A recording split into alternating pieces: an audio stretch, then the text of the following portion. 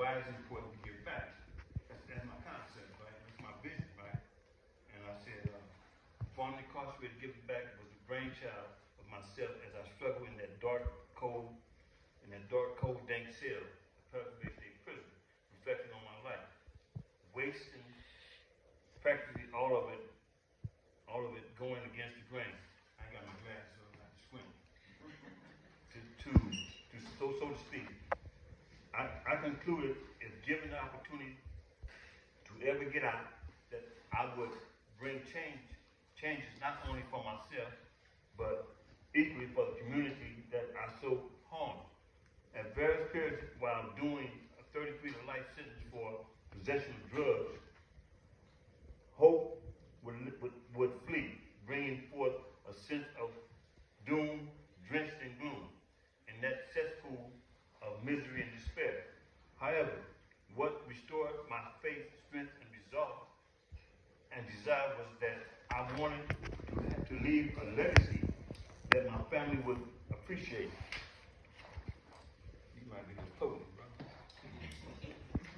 Oh no, yeah, all right. Oh, now I see. Okay, resolve, desire that I wanted to leave a legacy that my family could appreciate, that truly reflected my true self, not the person that most knew as that being a criminal, even worse, labeled the worst of the worst.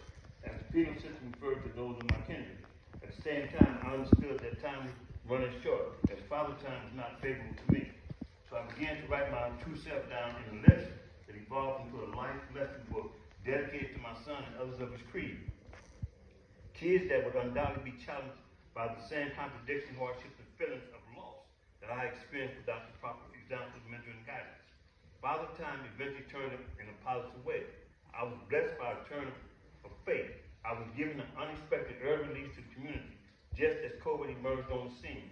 Governor Newsom gave me a medical reprieve release. Of course, I had to finish out my term, but on the street. This came with a host of restrictions, safeguards, curfews, ankle monitoring, UA testing, radius limitations, and more.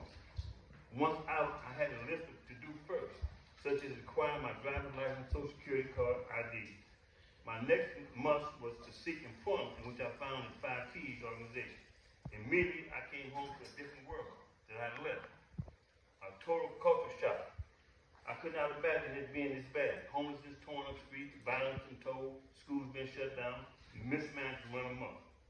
This is where I saw the opportunity to make a real difference by giving back, turning a negative into a positive, giving birth to formerly incarcerated, giving back. As I knew that others who also would see the need for change and service would be released, as well as time, hungry to make a difference. If you were once part of the problem, you can always be part of the needed solution. In short order, I began to do what I could for the community without resources, such as on particular days, Christmas, Thanksgiving, Father's Mother's Day, Juneteenth, and in between, seeing the specials. We would pass out what we had available. Something's always better than nothing. Food, gift cards, clothing, toys, occasionally money to help the cause as the cost of living has skyrocketed, impacting the most vulnerable. What gave me pause, however, was the lack of community partnership. This undermined the need, work to shift the family forward. As a solid fist is always much stronger than individual fingers. Unity is the key to success, not undermining one another or playing politics with the lives that so desperately need our help. The resources are here. Proper distribution, cooperation, and management has been what is lacking. Mistakes are inevitable. However, repeated mistakes isn't. Setting the proper course is doable. Let's man up, woman up for the serious change.